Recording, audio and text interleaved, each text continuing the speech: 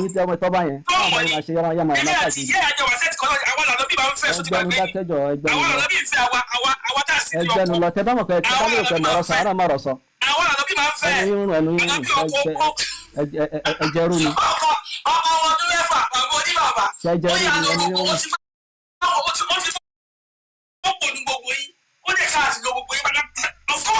ẹ̀yin ọkùnrin ẹ̀dẹ̀ wá dákẹ́ ẹjẹ́ kí obìnrin ẹjẹ́ kó bìnrin máa sọ̀rọ̀ báyìí.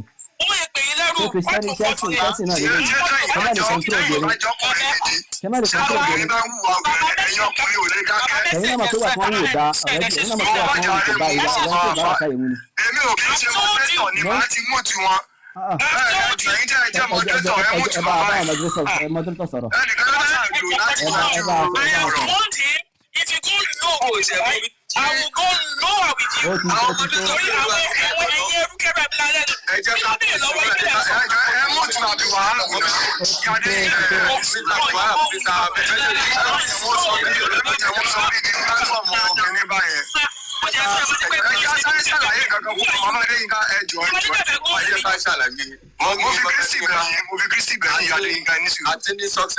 àti ní success látàrọ. Ẹni tó wọ́n explain ní bíbá ẹ̀rí pé kí ní ìfà difficult for them to explain. Ẹni wọ́n àwọn mẹ́sàn-án lókun ní àwọn náà tún mú ẹ̀sìn kan náà wá. Ẹbí tí wọ́n wà ẹsẹ̀ gbóhùn nítorí pé kí ni who are you? mẹ́sàn-án lókun náà tún mú àdìtì kan wá. Now Mr. Abdulwahid messenger to the world.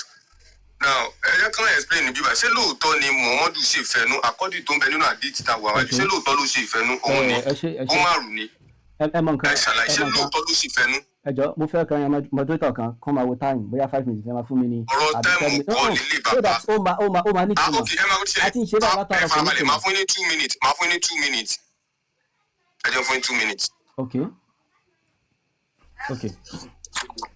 ṣé time ti bẹ̀rẹ̀. ó yá ó ti bẹ̀rẹ̀ ẹ bẹ̀rẹ̀ báyìí. ok 4:35 so àkọ́kọ́ 2 minutes ní 2 minutes. àkọ́kọ́ ni pé tẹ́ bá wo hadith tó wà wájú yín kò sí bẹ́ẹ̀ pé tẹ́ bá lọ wo àwọn hadith mi nínú sọ́sìsì mi gẹ́gẹ́ bí ọmọ ìyá bọ́ sọ fún yín ẹ rí hadith yẹn complete tẹ́ pé kí Ànábì ó ń gbàmọ̀ràn lọ́dọ̀ àwọn sàábé rẹ̀ ní pé òkè wọ́n sọ báyìí Abubakar sọ báyìí ní báyìí sọ báyìí ní báyìí sọ báyìí ní báyìí sọ báyìí so ó ń kálukú wá mú tiẹ̀ wá Ànábì wá mú kan bẹ́ẹ̀ gẹ́gẹ́ bọ́lá wọn báyìí sọ pé kí ni kó máa gbàmọ̀ràn lọ́dọ̀ àwọn sàábé rẹ̀ so lẹ́yìn náà ni pé ọ̀rọ̀ ogun kì í ṣogun níyì ọ̀rọ̀ kan tẹ́ pé ọ̀dọ̀ olórí la máa fi tì sí in tó lórí bá rí pé eléyìí náà ló tọ́ iná ló máa tẹ̀lé tó lórí bá sọ pé òkè nǹkan báyìí la fẹ́ ṣe òun ló máa ṣe tó bá dẹ̀ rí pé òkè nǹkan báyìí la máa ṣe wọn à ní ṣe so lẹ́yìn náà ni pé wọ́n sọ̀rọ̀ nípa àwọn asra ẹ̀yìn pé tó bá kó àwọn kèfèrí lẹ́rú wọ́n máa jọ dúnàdúrà láàrin ara wọn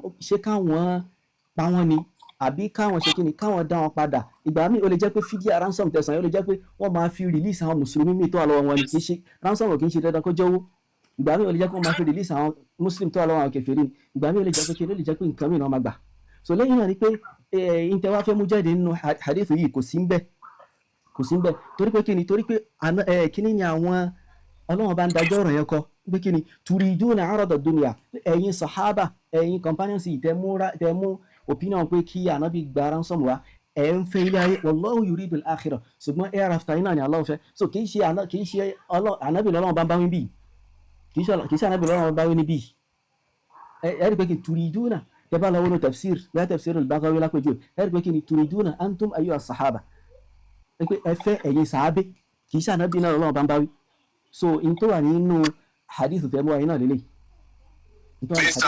Abdulwahid ẹ̀yin sọ pé kì í ṣe ànábì lọ́lọ́run aláàbáwí bíbá ẹ̀ bẹ́ẹ̀ náà bẹ́ẹ̀ kọ́. ok ẹ bá wa tú pẹ́ ó ní the prophet took ransom. ta ló wọ́n sọ pé ó took ransom bíbá ẹ̀ àwọn mélòó ni prophet lákòókò ìgbà ayé Muhammadu. òun nìkan náà ni ànábì nìkan náà ni. òun nìkan náà ni now ṣé ransom tí prophet wá gbà bíbá yẹn ṣé Allah ní kó gbà lákòókò gbà yẹn àbí Allah ò ní kó gbà. ó gbà based on nǹkan tí àwọn sàábé tí wọ́n sọ yìí náà ni ó gbà based on opinion wọn so lẹ́yìn náà ni pé nǹkan yẹn ni nǹkan tó kọ́ ni àwọn sàábé ló recommend ẹ̀ Muhammadu dẹ̀ gbà bẹ́ẹ̀ náà bẹ́ẹ̀ kọ́. nípìnlẹ̀ kìíní yẹn nǹkan tó kọ́ ni láti gba ransom or láti exchange ẹrú sí ẹrú Muhammadu ṣe ìfẹ́ àwọn sàábé ju ìfẹ́ Allah lọ àbí ọ̀tọ̀ ní ìfẹ́ náà ọ̀tọ̀ ní ìfẹ́ àwọn sàábé tó ẹ farabalẹ̀ ẹ̀jẹ̀ tó ń tọ́nà mọ́nà báyìí ní ìsinyìí. opinion lélẹ́yìí message to the world ẹjọ tẹ̀síwájú ẹjọ torí wọ́n ti dìfẹ́ ọ̀tọ̀ nífẹ̀ẹ́ náà ọ̀tọ̀ nífẹ̀ẹ́ sàbẹ over ìfẹ́ àlà wọ́n ti establish bí bàbá ìfẹ́ àwọn jù náà ìfẹ́ àwọn jù náà wà fẹ́ àwọn jù. ẹ̀yin Adéyínká ẹ̀yin àti wọ́n tún jọ pé mo ti ṣàlàyé tẹ́ bá lálàyé mi tí wọ́n ti kàńtà ẹ mú wá. mo ń bọ̀ bàbá ìbéèrè tí wọ́n bí yín nìyẹn ẹja tún yín bí lẹ́ẹ̀kan sí ká tó tẹ̀síwájú. wọ́n ní ṣé Muhammadu máa ń ṣèfẹ́ ẹnu ni àbí Allah ló pa á láṣẹ láti gba ransom ní according to hadith tí wọ́n ní ẹ̀ka yìí. Ànábì ò ṣèfẹ́ nu Ànábì ò kì í ṣèfẹ́ nu ní tó bá ní í ṣe pẹ̀lú ọ̀rọ̀ ẹ̀sìn Ànábì ò kì í ṣèfẹ́ nu ṣùgbọ́n tó bá ní í ṣe pẹ̀lú ọ̀rọ̀ ayé nǹkan tó bá wù iná ló lè ṣe so eléyìí ní í ṣe àlámọ̀rí ayé iná ní ṣùgbọ́n tó bá ní í ṣe pẹ̀lú ọ̀rọ̀ ẹ̀sìn Ọlọ́run bá wa correct ẹ̀ lórí ẹ̀ ṣùgbọ́n tó bá ní í ṣe pẹ̀lú ọ̀rọ̀ ẹ̀sìn Ọlọ́run bó fi kalẹ̀ lórí ẹ̀ ni torí pé òun náà wá láti wá life life ẹ̀ náà ni so life ẹ̀ dẹ̀ níyì tó bá jẹ́ pé ẹ̀kọ́ wa ń bẹ fún wa Ọlọ́run bó tọ́ka sí pé nǹkan báyìí tánàbí ṣe báyìí ẹ máa tọ́ka ẹ̀. so ètò ṣe nínú àdìtì tẹ ṣé ọ̀rọ̀ ẹ̀sìn ni àbọ̀rọ̀ ayé. ọ̀rọ̀ ayé náà ilé. ètò ṣe nínú àlámọ̀rí ayé náà ilé. ok àlámọ̀rí ayé ni. so nínú àlámọ̀rí ayé Rọ̀ṣúlù máa ń ṣe ìfẹ́ ẹnu. bẹ́ẹ̀ bó ṣe jẹ́ ẹ̀yin náà ń ṣe nǹkan tó wù yín ó ń kálukú ló máa ń ṣe nǹkan tó wù yín. bàbá ọ̀rọ̀ tẹ́ sọ ni mò ń béèrè lórí mo fẹ́ mọ sáǹdì yìí ni ṣé lórí àlámọ̀rí ayé ṣé Rọ̀ṣúlù máa ń ṣèfẹ́ ẹnu. bẹ́ẹ̀ ni àlámọ̀rí ayé tí wọ́n gbé kalẹ̀ fún nípìnlẹ̀ yìí náà lélẹ̀. ok nínú ẹ̀fọ́rabalẹ̀ ń tán gbé kalẹ̀ fún kọ́là sọ yín tá à ń pè nífẹ̀ẹ́ ẹnu ni tí ó ṣe ní kankan tó pààyàn láṣẹ téèyàn sí fúnra ẹ̀ àbí bẹ́ẹ̀ kọ́ ni. bẹ́ẹ̀ni. so ẹ má wàá fi gbólóhùn ń tán gbé kalẹ̀ fún kún mọ́ tá a bá ti ń sọ̀rọ̀ fẹ́ ẹnu ẹ má fi àgbékalẹ̀ kún tí a bá ti ń sọ̀rọ̀ títẹ̀lé àṣẹ ẹ lè sọ pé n tán gbé kalẹ̀ fún mú bọ̀. bàbá ẹ ní sùúrù mo fẹ́ ká máa ronú ẹ kọ́ sùúrù bàbá ẹ ní sùúrù ẹ lè máa sọ̀rọ̀ mẹ́ta pọ̀ lẹ́ẹ̀kan náà ẹ já mọ̀ kan tá a fẹ́ gbọ́ nínú mẹ́ta. níta fẹ́ dìmú bẹ́ẹ̀ ni wípé ṣé n tí Rọ̀ṣúlù ṣe nínú àdìtì yìí ṣé ìfẹ́ ẹnu ni àbí àṣẹ Allahu. nǹkan tó ṣe nínú hadith nǹkan tó hàn sí. ṣe Allah ló pa láṣẹ kó ṣe bẹ́ẹ̀ o. nǹkan tó hàn sí nǹkan Ọlọ́run bá fi pa láṣẹ náà ni Ọlọ́run bá sọ pé washawirhum fil amr nínú Quran ẹjọ ẹ bá ṣí verse yìí kó ba lè kí n lè fi bọ̀tírẹ́sì. so sura 9 aya 29. sa rárá nínú sura 3 aya 159 rí bẹ́ẹ̀ pé kí ni Ọlọ́run bá ń sọ pé kí ni washawirhum fil amr máa gba ìmọ̀ràn lọ́dọ̀ àwọn sàábé rẹ̀ níbi àlámọ̀rí tó bá fẹ́ ṣe ó ní fa idha azamta tó bá ti wá conclude pé nǹkan báyìí ni. so mo ń bọ̀ ẹ ṣe púpọ̀ ṣé ẹ̀yin lè open camera kẹ́ fún wa ní àyà yẹn inú mi dùn sáyà tẹ́ mú wa. mi ò tẹ́ bá wo follower ẹ rí i pé àwọn followers mi ò pọ̀ torí ẹ̀ ní ọ̀jọ́ kí n ní àǹfààní láti lè fún fídíò. bàbá Alim ẹjọ́ bá báyà àti ọ̀sán yẹn wá sura 3 aya 159.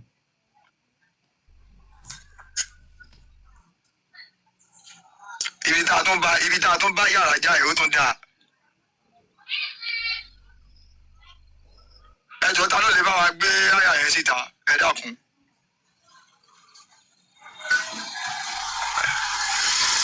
àmà Gabriel tí wọ́n ti bí sí ìyá adé ní káṣẹ́ lé sí kámẹ́rà.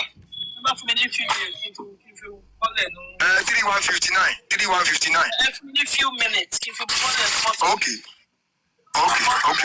ẹ má bá wọn sọ̀rọ̀ lọ́nà. àná àǹfààní. ìkan máa ń fà kan lẹ́sẹ̀ ni ìkan máa ń fà kan lẹ́sẹ̀ ni. so tàbá ti kọ́kọ́ gbé sura 3 mọ́ ń bọ̀ ẹni sùúrù bàbá ó ní tó yẹ kí n fẹ́ rí ẹ̀rí àrídájú yẹn. tàbá ti kọ́kọ́ gbé sura 3 aya 159 yẹn tá a gbé yẹ̀wò pé Allah pa Rọ̀ṣúlù láṣẹ wípé kó máa gbà fún àwọn sàábé lórí àwọn àlámọ̀rí kan tí wọ́n bá mọ ìdí àwa kó gbà wọlé so tá a bá ti kọ́kọ́ rí yẹn so a wà tẹ̀síwájú chai. ara wọ ní kó gbà wẹ́ kí n ṣàlàyé ọ̀kan tí wọ́n ti stars sọ. gíga ni tí wọ́n ní ó ṣe iṣẹ́ ẹni tí máa ń bí mi nínú ọ̀rọ̀ ìsìláàmù ni wípé. Mr. Message. bàbá ẹni sùúrù máa ní ẹ ṣàlàyé bàbá máa ní ẹ ṣàlàyé. Ẹ ní sùúrù ẹ máa ṣàlàyé lẹ́ẹ̀kan. Kò tí kò ẹ tó bá ti di táìmù tọ̀dọ̀ tẹ̀ wá bẹ̀rẹ̀ tẹ̀ rárá yìí. Kí ló ń ṣe wọ́n báyìí ní sùúrù kí n sọ̀rọ̀ náà? Ẹjọ́ ẹ má ti ṣàlàyé kankan fún mi, ẹ má dà mí lórí irú. Ẹ má ti ṣàlàyé kankan fún mi. Ẹ jẹ́ mẹ́ tí mo fẹ́ gbọ́ nínú gbogbo ohun tẹ́ ẹ ti ń sọ látẹ̀ẹ̀kan jàre. Ọ̀rọ̀ bíi mẹ́ta lẹ̀ ń sọ níbí ní ìsìn. Ẹni nínú àlámọ̀rí ẹ̀sìn. Ntí aláàbá ni ó ṣe ló gbọ́dọ̀ ṣe. Nínú àlámọ̀rí ayé, ó lè sì fẹ́ ẹnu ẹ̀. Nínú ilé ìta àkàtàn yìí, àwọn sàbẹ̀ ló ní ó ṣe. A fẹ́ wo ibi tí wàhálà yẹn gan, ó kun wàhálà gan. Ẹ jẹ́ àdírẹ́sì kìíní lọ sí genealogy ẹ̀. Ká lọ bí foundation wàhálà gan. Ká lè mọ bá a ti máa solve problem yẹn. Ẹ má dá mi lórí irú jàre.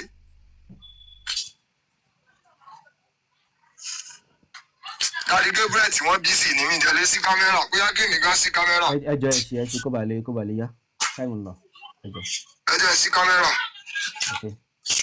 Ṣé ẹ jọ tó bá dé fàyídà àìsàn tẹ ẹjọ́ kọ́mọ̀ pàánù bí lọ́nba wí ògùn ṣe ògbó sọ̀hábà. Bẹ́ẹ̀ni. Ẹ jọ bàbá ẹ má dá mi lórí irú kí ló ṣẹlẹ̀ gan báyìí. Kí ló ṣe bàbá àfàrò òrùfì náà? Ẹ ṣí kámẹ́rà. Mi ò sọ pé bóyá mi ò lè kàn sọ pé àwọn sàhábà náà ń bá mi.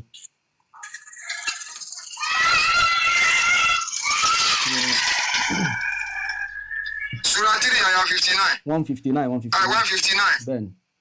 Mo ń bọ̀ jàre. Ṣé àgbà tí n bá ṣe ń sìn yẹn so òun ẹ̀yìn mo bá rí i. Bàbá jẹ́ bẹ́ẹ̀ mọ́ ẹ máa dákẹ́ sọ̀rọ̀ náà. Ó ń bára wọn sọ̀rọ̀ ní bára wọn sọ̀rọ̀. Ẹ jẹ́ ká bára wa sọ̀rọ̀ náà kì í ṣe ká. Èmi ò like interruption. Èmi ò like interruption. Bára wa sọ̀rọ̀ ni náà, ṣáà lè bára wa sọ̀rọ̀ ni. Ó dà mo ti gbọ́ ń gbà náà. Fàyídà Júù ni wọ́n máa gbé wọn ní English chef Júù ló máa gbé wá so kẹlẹ̀ kí wọ́n lè bá differentiate. Ẹ jọ nítorí Ọlọ́run ara tí mo sọ náà nìyí báyìí. Àwọn ni mo bá sọ̀rọ̀ mi ò bá yín sọ̀rọ̀. Wọ́n náà wà lápá wí bàbá. Ó yá. Ó yá. Ẹ kà fún mi. Tọ́ bá ti ṣe tán, ní ìsìlá bá ti ṣe lè tán, àwọn náà máa dì lẹ́yìn àlámọ̀dé rẹ̀ kan náà. Wá fún interrogation. So by mercy, ẹ gbọ́ mi sà.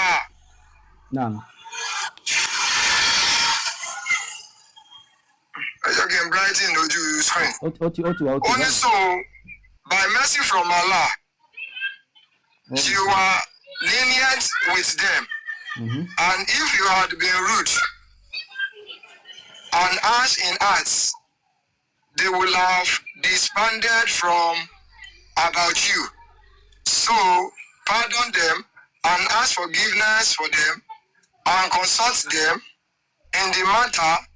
And when you have decided, then rely upon Allah. Indeed, Allah loves those who rely. So ní kúkúrú èdè kí ni tí rí túmọ̀ sí pẹ̀lú ọ̀rọ̀ tá à ń sọ? Lórí ọ̀rọ̀ lásán. N tó túmọ̀ sí ni pé àyà yìí àtẹ́lẹ̀ vẹ́ẹ̀sì àtẹ́lẹ̀ tó ṣíwájú ọ̀rọ̀ n tó ní ṣe pẹ̀lú ogun náà ló ń sọ. N tó ní ṣe pẹ̀lú ogun náà tẹ́ bá lè lọ sókè díẹ̀ rí pé ọ̀rọ̀ ogun náà ló ń sọ. Ọ̀rọ̀ ogun olójú ogun àti bẹ́ẹ̀ bẹ́ẹ̀ lọ. Nítorí Ọlọ́run bá wọ́n sọ pé kí ni ẹ farabalẹ̀ ṣàlàyé àyà yìí. Káwá wo ta ló ń sì fẹ́ ẹnu àbí ìfẹ́ àwọn sàhábà ló ṣe. Wọ́n ní pé fabima rahmatin min Allah linta lahum. Pẹ̀lú ìkẹ́ látọ̀dọ̀ Ọlọ́run ọba ló ṣe kí ni ló ṣe pẹ̀lẹ́pẹ̀lẹ́ pẹ̀lú àwọn kèfèrí. Àwọn sàhábà àwọn èèyàn lẹ́gbẹ̀rẹ̀ tí wọ́n fi wọnú Islam. Wọ́n ní walau kunta faddan ghalidhal qalbi. Tó bá yẹ kó jẹ́ nǹkan tó le tẹ́lẹ̀. Ẹjọ́ tí Kùránì sọ ni kẹ́ ẹ sọ bàbá yìí mi ò láìka àfikún ọ̀sùn. Wọ́n tún sí Yorùbá ní ẹni sùúrù náà. Wọ́n tún sí Yorùbá ní náà. Ṣé mi ò wá máa nǹkan jù ni? Wọ́n tún sí Yorùbá ní tó bá sọ̀rọ̀ ọkọ̀ máa kọ̀rẹ́ tí wọ́n. Mo ní ẹ má fọ̀rọ̀ kún ọ̀rọ̀ tó bá wà nù Kùránì ní kẹ́ẹ̀ka. Ẹ má fi ọ̀rọ̀ translation lẹ́yìn ká Arabic lẹ́yìn ká. Ìpìlẹ̀ lẹ́yìn ká. Original word lẹ́yìn ká ìpìlẹ̀ lẹ́yìn ká fún yàrá.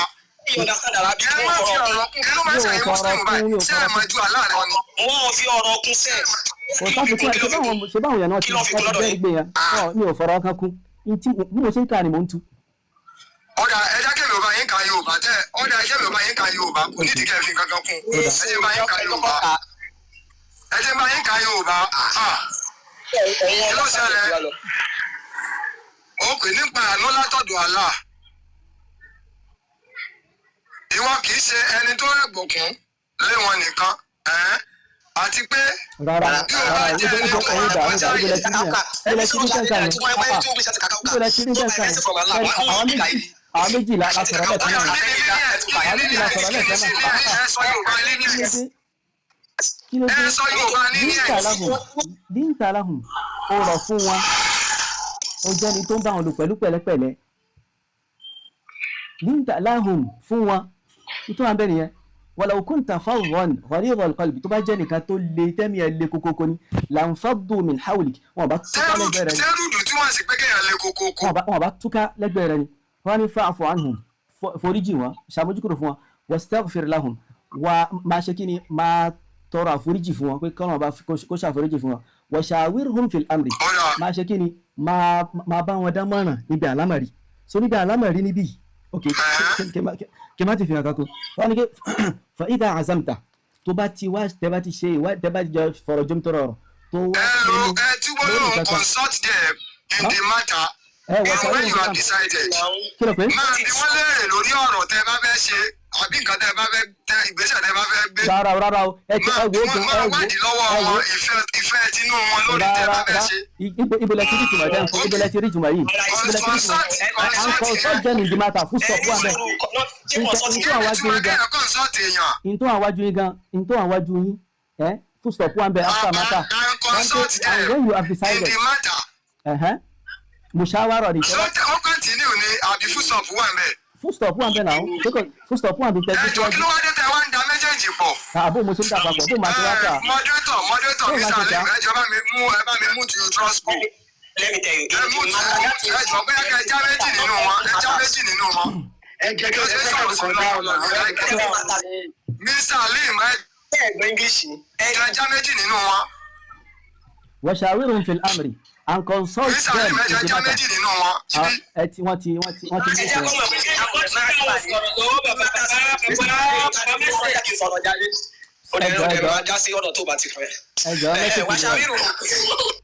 message to the world.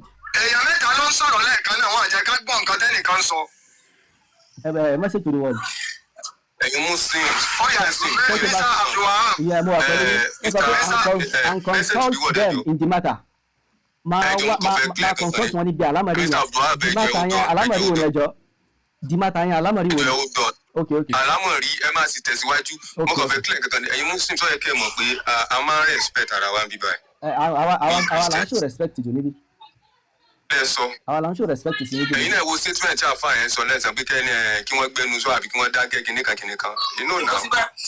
ẹ wo ẹni tí mi sì fẹ́ gbélé yìí pé bàbá mẹ́sẹ̀jì ẹ fi wọ́n lẹ̀ lókè wọ́n ti mute wọn ṣẹ̀sán ní sáà tí mo sọ wà mẹ́sẹ̀jì jẹ́ pé ẹ fi wọ́n lẹ̀ lókè wọ́n ti mute wọn kọ́ ẹ̀ kọ́ sọ̀rọ̀ kálómi tó máa sọ̀rọ̀ tó máa mute tó máa mute tó bá ti bára wọn sàlẹ̀ sí ẹ ti gbà nọmba wọn lẹ̀ pé kí wọ́n ṣe Yorùbá àwọn ẹni yóò ṣe Yorùbá. Yorùbá ni wá Yorùbá pinlẹ̀ ni wá. sẹ́rí àwọn ìkọ́ni sọ́sílẹ̀ ṣe Yorùbá ẹgbẹ́ ẹ kì í ṣe Yorùbá ẹ má bínú bàbá mẹ́sẹ̀jì ẹjọ́ ẹ tí èmi àti mami ṣé lárúbáwá lẹ́yìn ṣé arábù lẹ́yìn ṣé arábù lẹ́yìn.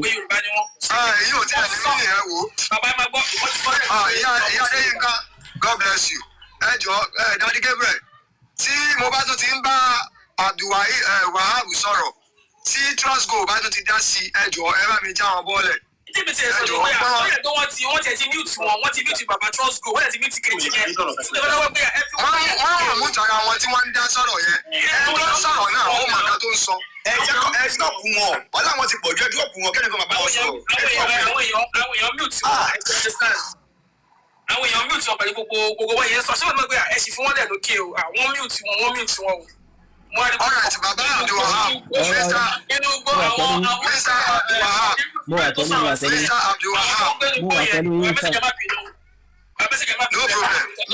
Mr. Abdulwahab ẹ jọ̀ọ́ ẹ jẹ́ ká go straight to the point. Kí lẹ fẹ́ mú jáde nínú ayé àtẹ̀kọ́tì lórí ọ̀rọ̀ àdìtì tí ànábì ti gba ransom?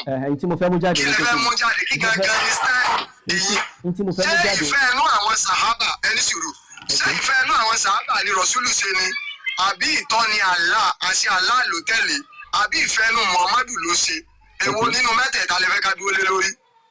ntí Ọlọ́run bá fi tó fi hàn lẹ́yìn consultation lẹ́yìn ìgbà tí wọ́n jọ ṣe kí ni tí wọ́n jọ dámọ̀ràn kan ìtọ́kàn rẹ̀ balẹ̀ sí iná ló gẹ́gẹ́ bọ́lá wọn bá ti pa láṣẹ níbi ìṣe kí ni consult them in the matter ọlọ́run bá ló ní kó máa ṣe kí ni kó máa consult wọn níbi àlámọ̀ níbi àlámọ̀ ọlọ́run ló máa ń fi àṣẹ fún yàn ṣáájú ìgbésẹ̀ ni àbí lẹ́yìn ìgbésẹ̀ ni ọlọ́run máa dá sí ntẹ́ ti pinnu yóò wá sọ fún yín pé ntẹ́ pinnu yẹn bẹ́ẹ̀ lórí. ìbéèrè yẹn ò yé mi ẹjọ ẹ má bínú ìbéèrè yẹn ò yé mi.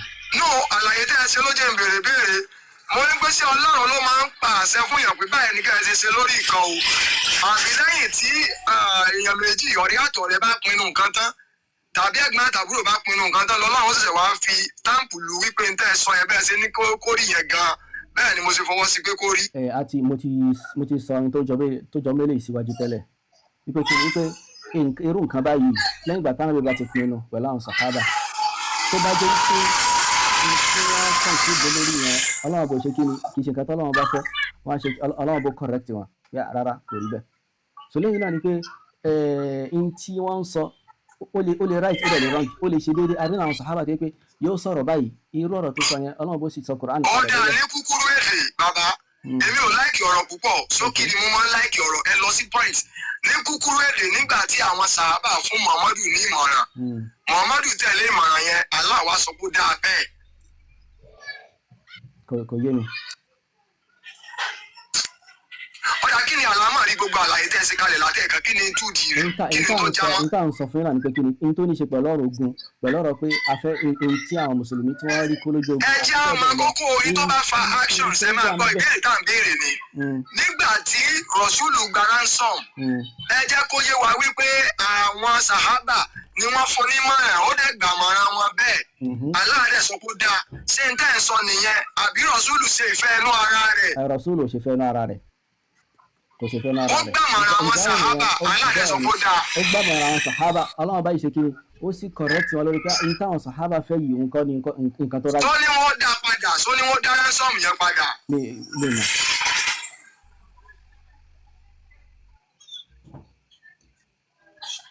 sẹ́lómi ti lè sọ̀rọ̀ báyìí àbí kásánmá sọ̀rọ̀. ẹ àwọn kí ni akẹ́fín wọ́n ti ká ìgbà. ẹjọ́ sẹ́ńtì mò ń bá sọ̀rọ̀ mọ̀rọ̀ sọ ni ẹjọ́ ẹ bá mi já bàbá trust go àbí kí wọ́n jẹ́ yìí bọ́lẹ̀. ní ẹ̀ka ní lísìn tàbí bẹ̀rẹ̀ prógámù. ẹjọ́ ẹ má interrupt mọ́ ẹ jẹ́ ká mọ nǹkan tá à ń lọ ìwọ ni ká máa kó oríṣiríṣi nǹkan sí wa lọ́pọlọ nǹkan ló fẹ́ gbọ́pọ̀ ẹ jẹ́ àmọ́ ibi tẹ́ ń lọ ká mọ stand yín gangan. wákàtí méjì ló ti lọ. táwọn bá dẹ̀ parí ọ̀rọ̀ tiwọn tán kí ẹlòmíì wá sọ opinion ti tiẹ̀ tó difference tó opinion tiwọn. àwa ti ṣe pé a ti ṣàlàyé fún yín pẹ̀lú ẹ̀rí bí àlámọ̀rí ṣe rí ọ̀rọ̀ nípa ogun báyìí ló ṣe máa ń rí olórí lè kódà lásìkò àwọn sàádò mi ẹlòmíì lè sọ pé ok nǹkan báyìí la máa gbà nǹkan báyìí la máa ṣe nǹkan báyìí la máa ṣe sọ̀rọ̀ nípa ogun ní ọ̀rọ̀ kan tó yẹ pé wọ́n fi tì sí ìgbìyànjú olórí náà. bàbá ọlọ́rọ̀ mẹ́ta ni ọ̀rọ̀ yóò ní kókó. bọ́ọ̀ ló fi jẹ́ bẹ́ẹ̀. ṣe rí bẹ́ẹ̀ ṣe wà ẹ jẹ́ kí n sọ fún yín bẹ́ẹ̀ ṣe wà ẹ lè lọ ṣẹlẹ́rìí ní court. ìdí ni wípé tá máa ń béèrè ọ̀rọ̀ lọ́wọ́ yín ní court wọ́n máa ń fẹ́ kéèyàn sọ specific kò kí ń ṣe kẹ́ ẹ máa parabulate káàkiri nínú nǹkan mẹ́ta tó ń bẹ ńlẹ̀ báyìí èwo lẹ mú nínú mẹ́tẹ̀ẹ̀ta ẹ má sọ pé torí ẹ̀yin tẹ́ ẹ jẹ́ mùsùlùmí máa sọ pé àwa christian a sọ wípé 1 + 1 + 1 is equal to 1 ẹ̀yin náà mú 1 + 1 + 1 + 1 equals to 1 níbí báyìí nísìn so ẹ jẹ́ ká mọ èwo gángan ní Rọ̀ṣúlù ṣe according to that hadith ṣé ìfẹ́ ẹnu ara rẹ̀ ló ṣe one ṣé ìfẹ́ àwọn sàhábà ló ṣe 2 ṣé ìfẹ́ ẹnu Allah ló ṣe 3 èwo nínú mẹ́tẹ̀ẹ̀ta ló ṣe. ìtọ́lọ́wọ́n bá fi hàn tọkàn rẹ̀ balẹ̀ sí lẹ́yìn mushawarah lẹ́yìn consultation láàrin àwọn sàhábà ìtọ́kàn rẹ̀ balẹ̀ sí lóun kan tó rí náà ọ̀rọ̀ wọn iná ló ṣe ojú bẹ́ẹ̀ náà lọ. Daddy Gabriel ẹ mú tiwọn kẹ́ tẹ̀síwájú nínú tẹ́ fẹ́ mú jáde ọ̀rọ̀ wọn ṣáà ti yé yín báyẹn. ẹ̀wọ̀n ò lè sọ pé nọ́mbà wà pé Muhammadu ṣe ìfẹ́nu ohun tó ń bẹ nínú ayé àti gbogbo wa rí tó dé wa obvious kò ṣe dídì náà pé Muhammadu kò ṣe ìfẹ́nu tó wà níbẹ̀ ẹ rẹ̀ pé pàtì bẹ̀rẹ̀ ni wọ́n struggle láti fi wọ́n defend pàtì bẹ̀rẹ̀ ni wọ́n struggle láti fi wọ́n defend now Mr. Trustgo nǹkan kan gbà fẹ́ jẹ́ ká understand we are not doing this láti gbé àfi humiliate yín láti gba humiliate yín we are not doing that we are doing this láti jẹ́ kẹ́ rí ìmọ̀lẹ̀ sincerely tẹ́ bá máa jẹ́ olóòótọ́ lọ́dọ̀ yín there is a problem concerning the identity tá a mú wa wáyé tó fi jẹ́ pé problem wà Quran chapter 33 aya 120 25 ibẹ̀ láti promise Muhammadu wípé Muhammadu I'm going to give you 5,000 angels to support you láti fi tiẹ̀ lẹ́yìn nígbà tí àwọn ọ̀tá bá dé mi kíkọ́ mi màá tì í lẹ́yìn náà ìgbà yẹn wọ́n ṣe jagun Badri tán ni tí wọ́n claim victory so Allah sọ pé òun support Muhammadu ní 3,000 angel lógun Badri ó wá ní Muhammadu sórí next battle tó lọ ogun tó bá dé o tí àwọn ọ̀tá bá ya dé o màá wá fi 5,000 kún fún ẹ now Allah ti make a promise yẹn ní Quran 3:125 màá support yẹ má wọ̀ but bàtà wá dé ní ogun Badri ibẹ̀ ni wàhálà wá ṣẹlẹ̀ ogun Badri dẹ̀ ni ibẹ̀ ni Muhammadu ti relent lórí the word of Allah nígbà tí àwọn Muslims táwọn kan withdraw táwọn kan sọ pé àwọn ò lọ sí àwọn ò lọ́jú ogun yẹn mọ́ ìkan lára àwọn general yẹn ló withdraw 300 men lẹ́yìn Muhammadu ó withdraw 300 men lẹ́yìn Muhammadu ó lóun ò lọ sójú ogun torí pé kíni Muhammadu tẹ̀lé ọ̀rọ̀ tóun sọ òun ò tẹ̀lé advice òun àti àwọn kankan ìyẹn the excuse tí Muslim general yẹn tó give tó náà wọn fi ti Muhammadu lẹ́yìn. ẹjọ ta ẹ má bínú kí ló ń kọ Muslim general náà inú hadith wo láti ti rí ẹjọ tó bá rí máa bá wa papọ̀ báyìí. mo ń bọ̀ ẹ farabalẹ̀ ẹ lè continue báyìí. ẹ farabalẹ̀ Abdul Allah ibn Ubay ni. Abdul Allah ibn Ubay. Abdullah so Abdullah ibn Ubay farabalẹ̀ ṣe tán tí bá ṣe tán ẹ wá lè mọ ìjú pẹ́sẹ̀ padà ẹ̀ land. Abdullah ẹ bèrè nǹkan lọ́wọ́ mi mo sì fún ìwé yín wà bíbà yìí wọ́n ti fọ́ Muhammadu lẹ́nu tán ba yí ẹ̀jẹ̀ tán pa 70 Muslim tán ba yí wọn jẹ́ wà bíbà yìí. Now Abdullah ẹ jẹ́ kí n land ẹjọ́ ẹ bá wa mú Abdullah ní Ubay ó withdraw 300 men lẹ́yìn ẹ̀ ó dẹ̀ give you 2 reasons tó ń fi withdraw but Muhammadu was like me nílò mo máa wà dramatic bíbà yìí tẹ́lẹ̀ bóyá kí yìnyín lè bá ṣe ni Muhammadu was like mi ò nílò láti gbẹ́kẹ̀lé ènìyàn náà ṣe bá ti rí Gideon nínú Bíbélì tí Ọlọ́run àwọn ọmọ Israel tó tì í lẹ́yìn tó dẹ̀ support ẹ̀ pẹ̀lú 300 men wọ́n dẹ̀ defeat the host of their enemy ṣe bá rí bí àwọn ọmọ Israel wọ́n ṣe sákúlù ara Jericho tí ó di Jericho dẹ̀ wò láìsí pé wọ́n lo bulldozer or caterpillar ṣe bí a rí bí àwọn ọmọ Israeli bí áńgẹ́lì ó ṣe ti àwọn ọmọ Israeli lẹ́yìn láti fight battle nígbà yìí mú sí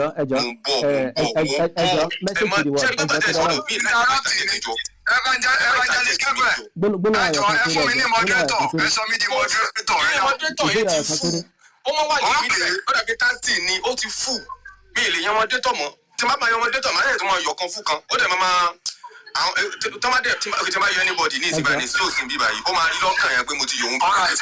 ẹ̀yin moderator àwọn tá a jẹ́ moderator ẹjọ́ ẹja wà active tí bàbá yẹn bá ti interrupt nínú kẹ́ ẹja gbé wọn bọ́ọ̀lẹ̀ kí wọ́n lọ máa gbọ́n sálẹ̀ àbí kí wọ́n farabalẹ̀ gbọ́rọ̀ tán kí wọ́n tó.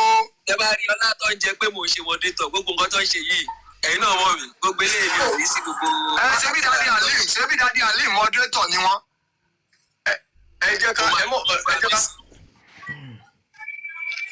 ká tẹ̀síwájú ara àwọn excuse tí Abdul Allah ibn Ubay give ni pé ó ní àwọn idolators yẹn ó ní army wọn àwọn ọmọ ogun wọn pọ̀ ju ti àwọn mùsùlùmí lọ pé kò ní ìdíkan lọ́ọ́ fẹ́ wá ẹ̀mí ara wọn wéwu Muhammad was like Allah ti promise wa ní 5,000 naira so let us go ẹ jẹ́ ká lọ àwọn yẹn sọ pé ìyẹn bá sọ pé òun ò lè lọ òun yẹn dẹ̀ withdraw 300 men later on ní àyà mi padà jáde pé kán lọ pa wọ́n àwọn tó padà yẹn pé kán lọ pa wọ́n àyà mi jáde bẹ̀ yẹn pé ẹ lọ pa àwọn tó padà yẹn tí wọ́n náà wọ́n lọ sójú ogun yẹn but ibẹ̀ yẹn kọ́ là ń lọ mo kàn jẹ́ kí wọ́n mọ̀ ní pé torí báwọn yóò tẹ̀lé wọn mọ̀ wọ́n lọ sójú ogun alápadà sọ àyà kalẹ̀ pé kán lọ pa wọ́n náà Muhammadu bá lọ based on what the Allah has told pé Allah náà máa ti lẹ́yìn pẹ̀lú 5,000 naira wọ́n bá dojú ogun wúdù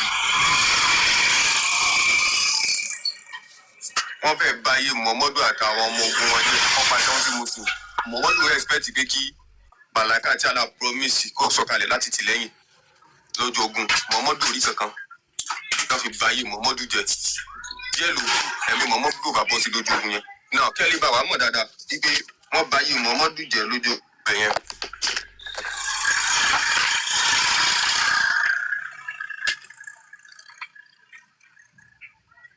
ẹgbẹ́ mi kò lè bí screen káyọ̀ ò bọ́ sí bí screen.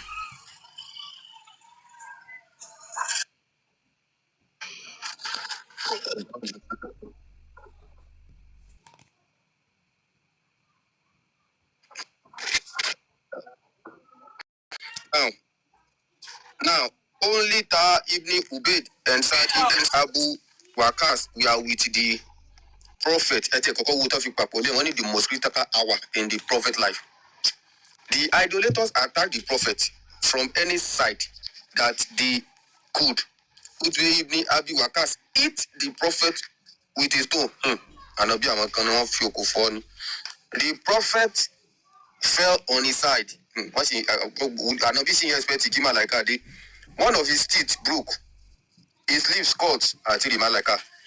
Abd Allah Ibn Shihab injured the prophet's forehead. He had to fall a little for here.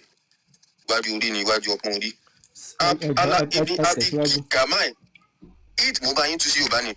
Hit the prophet on his shoulder. Then on his stick, the blow was so heavy. Like in my cousin. The 2 rings of his iron ring helmet tuck into his cheeks. In it of body, helmet in near him. So the prophet said, how can people who cut their prophet cheeks and break his tooth while he invite them to worship Allah be successful? Number one, now, kilo day to people on the prophet so we know the prophet and idolaters. Idolaters to accept to be prophet of idolaters, but we have seen that Muhammad's life we are here by them, but the question here is Allah promised you one Quran chapter 3 ayah 25 Muhammad 5,000 malaika. Kilo day Mr. Abdul Wahid. Kilo day ti Allah fi ti lẹ́yìn pẹ̀lú 5,000 angel mo. Naam, ẹ ti parí ọ̀rọ̀ alákọ̀ọ́kọ́ nǹkan tí mo kọ́kọ́ fẹ́ mú àwọn náà ni pé promise tí Allah ṣe kì í ṣe lẹ́yìn ogun Badr kì í ṣe lẹ́yìn ogun Badr lójú ogun Uhud gangan iná ni promise yẹn ti wáyé lójú ogun tó Quran chapter 3 ayah 25 àbí. bẹ́ẹ̀ ni tẹ́ bá lọ wo aya yẹn Allah bá ní if testary. báwo la ṣe máa rí evidence pé lóòótọ́ ni pé báwo la ṣe máa rí evidence pé lóòótọ́ ni pé lójú ogun Badr ni àti sọ aya mi ìsọ̀rọ̀ aya Quran chapter 3 124 125 ni mo ń sọ fún yín o. Quran kí ni. báwo la ṣe máa rí evidence yẹn.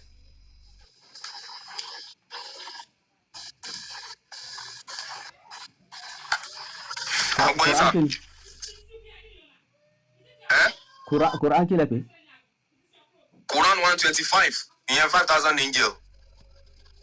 Ẹ̀yin sọ pé bí ogun bá dì láti reveal ẹ̀ bọ̀mí sọ pé ogun wood ni mo ò tí wọ́n ti jagun bá dì tán mo ò tí jagun wood fún àwọn ò tí jagun wood gan lẹ́yìn ogun bá dì láti reveal ẹ̀.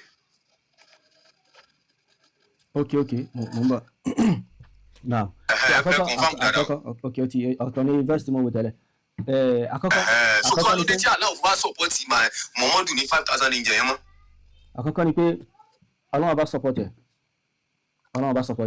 kì í ṣe pé Ọlọ́run bó support ẹ̀ iná ló fà á tí wọ́n wá fi ṣe kí ni tí wọ́n fi fail rárá kì í ṣe pé Ọlọ́run bó support ànábì pẹ̀lú àwọn màláíkà lẹ́yìn ìgbà tí Ọlọ́run bá ti support ẹ̀ pẹ̀lú àwọn màláíkà táwọn sàhábà rí pé inú wọn ti ń dùn pé àti borí ànábì fún wọn ní instruction pé ẹ má kúrò ní ààyè báyìí so kíkúrò ń bẹ̀ tí wọ́n kúrò láàyè yẹn òun ló fa hazima òun ló fa tí in tó ṣẹlẹ̀ sáwọn mùsùlùmí fi ṣẹlẹ̀ so kì í ṣe pé bóyá Ọlọ́run bọ̀. ṣé àwọn tó kúrò láàyè wọn sáwọn ni wọ́n fa attack yẹn ni àbí Mohammed ni wọ́n attack sáwọn tó lè ambush yẹn àwọn ni ó fa defeat yẹn ni àbí torí pé Mohammed lose torí pé wọ́n sáré sí nǹkan ogun. ìgbà tí wọ́n ń sọ̀rọ̀ wọ́n ní kí mi dákẹ́ mo dẹ̀ dákẹ́ so ẹjọ́ yìí náà ẹ bá mi mute so lásìkò tí nígbà tí wọ́n rí pé àwọn ti ṣe kí ni àwọn ti borí àwọn kèfèrí so ìgbà yẹn wá rí kí ni ìgbà yẹn wọ́n wá kúrò láyè tí wọ́n kúrò kíkúrò láyè tí wọ́n dẹ̀ kúrò ẹ̀ ní wọ́n wò pé bóyá ogun ti tán so lójú ogun dẹ̀ níyì ọ̀tá là ń bá jà kìí ṣọ̀rẹ́ so opportunity ilẹ̀ everybody ó máa wá ìgbà táyè ti ṣí kalẹ̀ bó làwọn ò ṣe ní gbá àyè tó ṣí kalẹ̀ bó náà ṣe ní gbá láti attack àwọn mùsùlùmí so ibi tí wọ́n ti attack àwọn ẹ̀yàn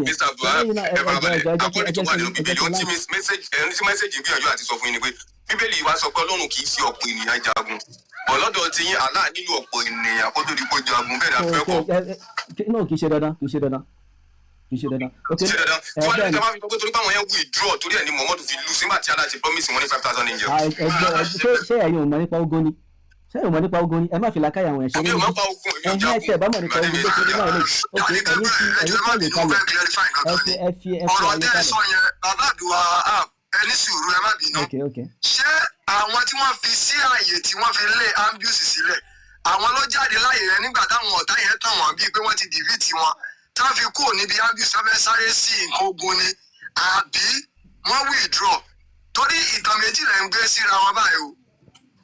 Message to the world báwọn ohun táwọn ti ń sọ yìí kò tiẹ̀ báwọn tá à ń sọ mu torí pé kí ni àwọn táwọn ń sọ ni pé àwọn yẹn ti tẹ̀lé wọn ojú ogun bóyá ibi tí wọ́n station wọn sí àwọn yẹn withdraw from that position ni Muhammadu fi wà defeated àwọn yóò bá wọn dé ojú ogun rárá àti ara kò make attempt láti bá wọn lọ kò make wọn lọ from the beginning. nǹkan ọ̀tọ̀ọ̀tọ̀ ni mò ń bọ̀ lórí gbogbo ẹ̀ eléyìí tẹ̀sán yẹn màá fẹ́ kẹ́ ẹ ṣèwádìí ta ló ń jẹ́ Abdullahi ibn Ubay. ẹjọ ẹ máa sọ tọ́lẹ̀ ta ló ń jẹ́ ọ̀rọ̀ tẹ́ ẹ bá sọ ẹjọ́ máa ẹ̀yin lẹ́yìn tarọ́pù mi náà ẹ̀yin lẹ́yìn tarọ́pù ẹjọ́ mi máa jẹ́ sàn ẹ má dá wà lórí ẹ jẹ́ kí n sọ̀rọ̀ ìjọ bá sọ̀rọ̀ lé lórí ni ẹ sọ̀rọ̀ lé ẹ má padà búlẹ̀tì káàkiri mọ́. ẹ kàn twist gbogbo kínní ni ẹ jẹ́ kí n sọ̀rọ̀ náà so ọ̀tọ̀ ni pé kó tó dójú ogun nǹkan tó ṣẹlẹ̀ ọ̀tọ̀ ni gbà tó dójú ogun tán nǹkan tó ṣẹlẹ̀ ọ̀tọ̀ nìyẹn so Abdullahi ibn Ubay tẹ́ fi ń ṣẹ̀rí olórí àwọn hypocrites náà ni àwọn mùnáfíkì ẹ lọ ṣèwádìí nípa ẹ̀ ta ló ń jẹ́ Abdullahi ibn Ubay so ẹni tẹ́ pé mùnáfíkì náà ni kì í ṣe mùsùlùmí ṣùgbọ́n wọn náà fi ìsìláàmù hàn wọ́n fi ìsìláàmù hàn lásìkò ẹ̀ so òun ló kọ́ àwọn èèyàn sọ̀kalẹ̀ àwọn eléyìí wọ́n máa sọ pé kí ni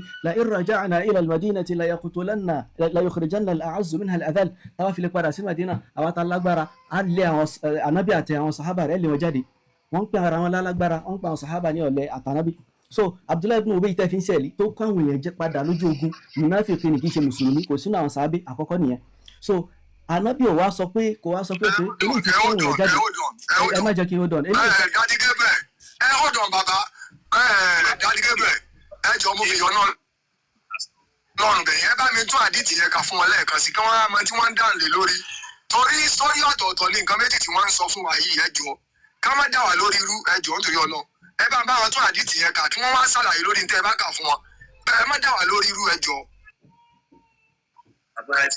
ẹ jẹ́ kó yé wọn Gabriel nìkan la fẹ́ bá sọ̀rọ̀ ẹ̀yin ní kékeré mi dákẹ́ mo dákẹ́ bẹ́ẹ̀ni bó ṣe rí nìyẹn. káwọn bá ti fẹ́ jẹ́ kémi dákẹ́ káwọn náà dákẹ́ kó jẹ́ Mr. Gabriel nìkan. nẹ́tíwọ́ọ̀kì mi ní pírọ́blẹ̀mù ẹ̀yin náà mọ̀ látàárọ̀ pé nẹ́tíwọ́ọ̀kì mi ń lọ ń bọ̀ láti ẹ̀wà fẹ́ dúró sórí ẹ̀ka tó ṣẹlẹ̀ nípa ẹ̀wẹ̀ èmi àti wọ́n ní afẹ́jọ engage lónìí tẹ̀bádẹ́ notice pé mo from láti dúró last week Monday to Friday mi wà sí live for some reason for so many reasons. From last week ago, I wasn't able to come live. So I was like, we're more than feel lonely again. Okay, let's engage today. But engagement I've any by network me oda. If you want network me oda, you know, you go ni mo wa. You know I get you. Ni teba ba get you. You know I get you la wa. So network me oda. So teba network yẹn ba lo. Àwọn brothers, àwọn sisters, àwọn lórí ọ̀fẹ́ to continue. Ìmọ̀ tí mo ní náà làwọn náà ní. Tí ó ti yé yín báyẹn. Kí lẹ sọ sá? ẹnikẹ́yìn ẹ̀yẹ dákẹ́ káwọn máa sọ̀rọ̀ àbí káwọn dákẹ́ kẹ́yìn máa sọ̀rọ̀ ẹ̀ jùsì kan méjì bá ti wá jẹ́ yìí méjì lẹ́fẹ̀ẹ́ máa sọ̀rọ̀ àwọn méjì náà máa sọ̀rọ̀. no táwọn bá ń sọ̀rọ̀ mi yìí sọ̀rọ̀ tó bá ti di pé mo dé wọn máa kọ́ntínú àbí mo ti lọ bí ìbàdàn ọdún like 30 minutes nígbà yẹn sọ̀rọ̀ ní sí àwọn náà ń sọ̀rọ̀. àwọn ti sọ̀rọ̀ náà àwọn lè sọ̀rọ̀ torí nẹ́tíwọ̀kì mi lè lọ ní àkókò tẹ ká fi àtìkù kankan nígbà tó fi rojọ́ bọ́tà dọ́tì ẹ̀jẹ̀ àbá débi kan gbà.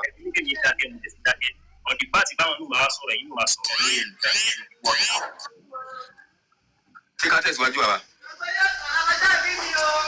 ṣé ká tẹ̀síwájú? mo fẹ́ bi léèrè ìbéèrè kan kí ni ìdí tí Muhammadu fi wà defeated lọ́jọ́ ogun náà lọ́jọ́ ogun Wood? ṣẹ́rí pẹ́yìn kan lẹ́yìn tí ń da nǹkan kan báyìí ṣógun Badri ni àbógun Uhud. ṣógun Badri ni wọ́n ti defeat Muhammadu ni ṣógun Badri ni wọ́n ti gba lẹ́yìn ni ṣógun Badri ni wọ́n ti fẹ̀sẹ̀ yọ yín ẹ̀ ni. ṣé nǹkan tí mo kà nísìnyí nínú pé iṣẹ́ ogun Badri ni mo ti kà ní. ẹ̀yin lẹ ń ṣe kí ẹ̀yin lẹ ń change kìíní ìgbà mi ẹ sọ pé Badri ìgbà mi ẹ sọ pé. mi lọ ọ̀rẹ́ tí yín nìyẹn wọn change anything yín lẹ fáfẹ́ ẹ̀gbọ́n kan tí wọ́n sọ. Quran 124 mo sọ Quran 124 Allah sọ kalẹ̀ lẹ́yìn ogun Badri wípé Muhammadu èmi mo tì ọ́ ní lógun Badri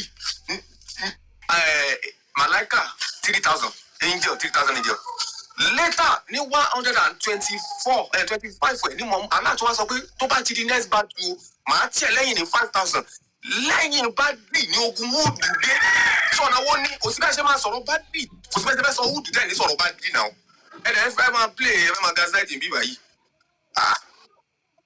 So kí ló ṣẹlẹ̀ tí wọ́n fi pọ́ mọ́ ọmọdé lèyí tó fi ju onílẹ̀ tó fi pa over 70 muslim kí ló ṣẹlẹ̀ ẹ̀ ṣàlàyé ẹ̀ fún wa. in tó ṣẹlẹ̀ iná ni mo ti sàn yẹn lójú ogun Uhud in tó ṣẹlẹ̀ àwọn àrùmá àwọn tí pé ọlọ́fà ni wọ́n àwọn tafàtafà ibi tí wọ́n dúró sí lẹ́yìn ìgbà tí wọ́n rí pé kí ni bóyá àwọn ti ṣe kí ni àwọn tí ń borí wọ́n ṣe kí ni wọ́n fi àyè yẹn wọ́n fi àyè náà kalẹ̀ so in tó fa iná àwọn sábàbí àbí kí n sọ pé sábàbí gbòógì tó fà tí in tó ṣẹlẹ̀ ló fi ṣẹlẹ̀ náà ilé.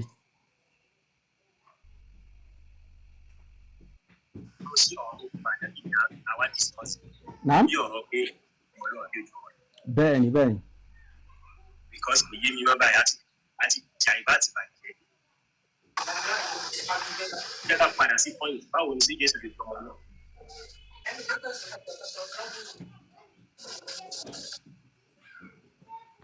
tí Mr. Gabriel bá ń gbọ́ wa ṣe Jésù lẹ́yìn bóyá ká padà díẹ̀ Jésù lẹ́yìn bóyá ká padà sẹ́yìn díẹ̀ ọ̀rọ̀ ogun láti ní àbí òkú ẹ̀ ó lòdì àbí òkú padà wá sí ọ̀rọ̀ bí àwọn ohun tó gbé wa wọ bíbá ẹni ìfẹ́ inú o ṣe rántí pé ìfẹ́ inú ló gbé wa bẹ̀. wọ́n ń kó àtúnṣe bí bá ṣe ń kó níbi ìfẹ́nu ní ìṣàkóso bọ́ sórí gbájú tó bá yàtọ̀ bọ́ sórí nǹkan bí tó bá yàtọ̀ bọ́ sórí nǹkan. ìfẹ́ inú ni ẹ̀yin lẹ sọ pé Muhammadu kì í ṣe ìfẹ́ inú á dẹ̀ fún yín pé Muhammadu ṣe ìfẹ́ inú pé ẹ mọ̀ nǹkan tọ́pìkì kan iná lílé tọ́pìkì kan iná lílé tọ́pìkì ọ̀tọ̀ ni táwọn sọ tẹ́lẹ̀ ẹ̀yin náà wò ní ṣe lórí tọ́pìkì kan àti digress fún more than 1 hour láti wà lórí àlámọ̀rẹ́ ilé ìbáyìí tí ó dẹ̀ kó rí bẹ́ẹ̀. ẹ̀yin lẹ jẹ́ kí yẹ digress torí ẹ̀ lẹ́ni pé kò kì í sọ̀rọ̀ fẹ́ ẹ̀ ṣe fẹ́ lọ wọ́n wá fún ilé ẹ̀rí tó ti ṣe fẹ́ lọ ẹ̀rí yẹn lẹ wá ṣẹ̀ṣẹ̀ yanjú fojú ìwọ náà wà tán tí ìyanjú bọ́ ẹ̀ ẹ má ti gbà pé wọ́n ṣe fẹ́ lọ sí ìyẹn máa padà sí ní tòpìkì yín láti bẹ̀rẹ̀. ṣe mọ iye wákàtí tí nìkan tó rẹ́rìí gbé jáde. mú ti bàbá ṣe rí ẹgbọ́ ẹlọ́rọ̀ mẹ́ta nìyí ara yín pé mẹ́ta nǹkan tí ò dé dáa ni kí àjọ lọ́rọ̀ mẹ́ta èyí tí mo fi ń sọ fún yín pé kẹ́ẹ̀tọ́ láti correct ara yín nìyẹn. Number 1, ṣẹ́rí Islam is defenseless religion. Ẹ̀sìn tí ò ṣe é dáàbò bò pàpátá ní Islam. ẹni tó bá lóun fẹ́ máa dáàbò bò Islam irọ́ lásán ni ó kàn máa ń pa fúnra rẹ̀. gbogbo ọ̀rọ̀ tẹ́ ẹ̀ sọ nísìn ẹ bá tẹ́tí síra yín tẹ́ ẹ bá bá mi wá ẹni sùúrù tí ẹ bá tẹ́tí síra yín ẹ máa rí pé bàbá ńlá arọ́ lẹ̀ ń pa fúnra yín. ṣé Muhammadu ṣe fẹ́ nu ẹni bẹ́ẹ̀ ni nígbò tó yá ẹ fẹ́ jẹ́ ká mú yín lórí bẹ́ẹ̀ ni ẹnu sọ pé ara ìfẹ́ náà àwọn sàhábà ó kàn sọ tí wọ́n gbàmọ̀ràn lọ́wọ́ wọn ni ẹ tún kúrò lórí yẹn ẹ tún ní aláhà gírí pẹ̀lú wọn lórí tí wọ́n ti fọkàn sí. Islam ò kì í ṣe ẹ̀sìn tó yẹ kéèyàn máa lu ayé ẹ̀ fún. Islam ẹ̀sìn ẹ̀sán ẹ̀sìn rọ́ọ̀nì ẹ̀yẹ parọ́ fúnra yín máa ẹ̀dùn ẹ̀mí yín ẹ máa tẹ̀lé Muhammadu lọ́nu náà jáde náà ayé yín ẹjọ́ ṣe pàtàkì sí ìjọba tẹ̀fẹ́ máa kún fún wa lọ. Jésù tó ń fọ́lọ́ tó ń sọ fún yín pé ẹrú Ọlọ́run ọba lòun wọ́n rán wọn ni ṣé ẹ̀sìn tẹ́yìn máa ṣe nìyẹn ṣé ẹ̀sìn tẹ́yìn máa ń ṣe nìyẹn abánikẹ́yìn náà máa defend ẹ̀ ṣe ìlérí defend ṣé ẹ̀sìn tẹ́yìn máa ṣe nìyẹn Jésù lọ́wọ́ ọba Jésù lọ́lùgbàlà Jésù sọ pé kí ni akùnrin náà mi àfi sí àwọn àgùntàn ilẹ̀ Ísírẹ́lì àwọn àgùntàn tó sọnù Ísírẹ́lì ọmọ Ísírẹ́lì lẹ́yìn ọmọ Ísírẹ́lì èmi ò fẹ́ bá wọn ní Christianity ara Islam lè wá defend mi ò fẹ́ bá wọn ní Christianity sọ́dọ̀ èèyàn yín tún ti make another claim wọ́n ti make another claim bí wáyé mo ti kó nínú ọ̀ràn kan tán kú sí ẹ farabalẹ̀ àpò àyè ẹjọ́ farabalẹ̀ ẹjọ́ ọ̀dọ́ ẹ sọ pé Jésù Kristu ọlọ́ ẹ farabalẹ̀. ẹ lágbára láti defend nǹkan tẹ́ ń sọ. mo ti gbọ́ yín Jésù lágbára láti defend rẹ̀ this and that no problem Jésù wa olùgbàlà ní gbogbo ẹ farabalẹ̀. yàrá ẹjọ́ má bínú lórí kí ni Jésù ò ti lè defend ara ẹjọ́ má bínú lórí nǹkan wo ni àwọn ni wọ́n sọ̀rọ̀ yẹn tó kù kí ni nǹkan tí Jésù ò lè defend ara ẹ̀ lé lórí kí ni nǹkan tó ṣẹlẹ̀ tí ò lè defend ara ẹ̀. àwọn ni wọ́n sọ yẹn kì í ṣe mi bí o ẹ̀yin náà ní kẹ́ dáhùn.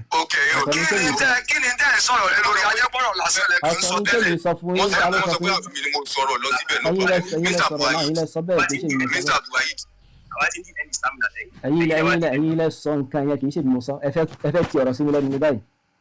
ẹ̀ ń tí ọ̀rọ̀ sí mi lẹ́nu tẹ́yìn sọ fún mi pé Jésù jẹ́ kó yé yín pé kí ni pé wọ́n rán sára Nàìjíríà wọ́n rán sára àbí kankan ju àwọn ọmọ Ísírẹ́lì lọ tẹ́yìn sọ fún yín nìyẹn bó lè sọ pé káyọ̀ làwọn ń tẹ̀lé Jésù. ó wà nínú ìwé wa pé Jésù wá kú fún ẹ̀ṣẹ̀ wa. rárá kò sí ṣé bá làkàyè mu ẹ sọ pé ẹnìkan bímọ Ọlọ́run bá bímọ àwọn èèyàn wá ṣe kó tó wá lé dáríjà àwọn èèyàn ó gbọ́dọ̀ pa ọmọ àti sẹ́yìn gbà pé ó pọ́sibú kéèyàn kú ẹ̀ṣẹ̀ lòmíràn lọ ṣe gbà bẹ́ẹ̀. kò ìyẹn ò kàn mí ẹ jẹ́ ká padà síbi tọ́pì sẹ́yìn gbà bẹ́ẹ̀ pé èèyàn lè kú ẹ̀ṣẹ̀ lòmíràn lọ kéèyàn jí ẹ̀ṣẹ̀ lòmíràn kéèyàn rú ẹ̀ṣẹ̀ lòmíràn sẹ́yìn gbà bẹ́ẹ̀. tẹ̀ bá ti lè padà síbi tọ́pì mo ní èsì straight tẹ̀ bá ti lè padà síbi tọ́pì tó yẹ ṣe. tẹ̀ bá ti lè sẹ́yìn lọ́wọ́ lóòótọ́ aláwọ̀ mẹ́wàá ni ẹ̀ ń bọ̀ lásán ẹ̀ lẹ́rìí kankan ẹ̀ ń bọ̀ látàárọ̀ ẹ jẹ́ ká go straight to the point báyìí mọ̀ pé ẹ̀ lẹ́rìí ẹ̀ mọ̀ ẹ̀ ní kẹ̀kẹ́ fẹ́ fi defend ẹ̀yìn. ẹ jẹ́ ká go straight to the point báyìí mọ̀ pé ẹ̀ lẹ́rìí ẹ̀ mọ̀. ẹ̀yin aláwọ̀ mẹ́fà ẹni tó mẹ́kì sẹ́ǹsì pé ọgbẹ́ nìkan kú ẹ̀sìn aráyé lọ àwa ń béèrè wípé ìbéèrè tiwa.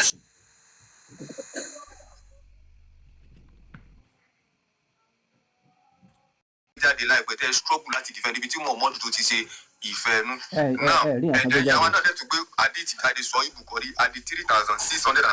rí nǹkan tó gbé jáde mọ nǹkan ẹ go straight to the point. má ṣe ń dákẹ́ tá máa sọ̀rọ̀ ọwọ́ ẹ̀ dákẹ́ má máa sọ̀rọ̀ síyàn lẹ́nu wọn. má ṣe ń dákẹ́ tá máa sọ̀rọ̀ ọwọ́ ẹ̀ dákẹ́ má máa sọ̀rọ̀ síyàn lẹ́nu wọn. mo ti dọ̀ fún wọn. èdè of evidence wà tá a ti present bíbá yẹn sọ pé àlẹ́ rí àwọn kan tá a sọ látàrí ìrọ̀lẹ́ ìrù.